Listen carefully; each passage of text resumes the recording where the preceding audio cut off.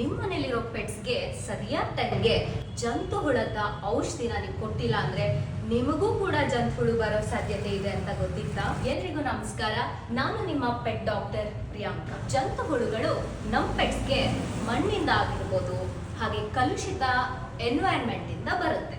ಅವಾಗ ವಾಮಿಟ್ ಆಗೋದು, loose motion ಆಗೋದು, ಹೊಟ್ಟೆ ಉಬ್ಬರಿಕೆ ಆಗ್ತಕ್ಕಂಥದ್ದು, ಹಾಗೆ ಏನೇ ತಿಂದ್ರು ಎಷ್ಟೇ ತಿಂದ್ರು ದಪ್ಪ ಆಗದೆ ಇರ್ತಕ್ಕಂಥದ್ದು, ಇವೆಲ್ಲನೂ ಜಂತುಹುಳುಗಳ ಲಕ್ಷಣಗಳು.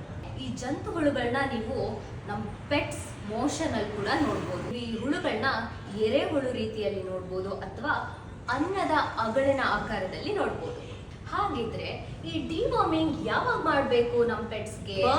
ಇಂದ ತನ್ನ 2 months ಏಜ್ ವರೆಗೂ ಪ್ರತಿ 2 ವಾರಕ್ಕೊಮ್ಮೆ ನೀವು ಡಿವಾರ್ಮಿಂಗ್ ಮಾಡಬೇಕಾಗುತ್ತೆ. 2ನೇ ತಿಂಗಳಿಂದ 6ನೇ ತಿಂಗಳವರೆಗೂ ಪ್ರತಿ ತಿಂಗಳಿಗೊಮ್ಮೆ ನೀವು ಡಿವಾರ್ಮಿಂಗ್ ಮಾಡಬೇಕಾಗುತ್ತೆ.